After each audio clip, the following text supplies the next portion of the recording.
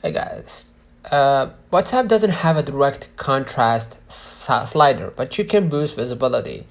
Okay, on iPhone, go ahead to the settings, accessibility, display and text size. Okay, and just enable increased contrast. Okay, bold text right here at the top, and smart invert. Okay, which is optional. This makes WhatsApp text darker, sharper, and easier on the eyes. Inside WhatsApp though, go ahead, let me open okay.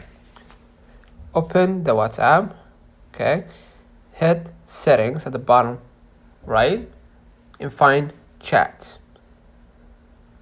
okay. And make sure the light mode is on.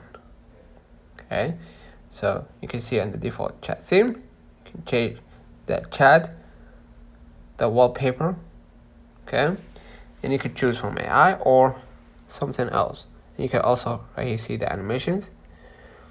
Okay, so make sure the light mode is on. Okay, which is usually done by your iPhone system, right? If your iPhone system is on the light mode, WhatsApp will do the same, and vice versa. So simple but yet effective. Let me know in the comments if this video helped you. Don't forget to like and subscribe. See you in the next one.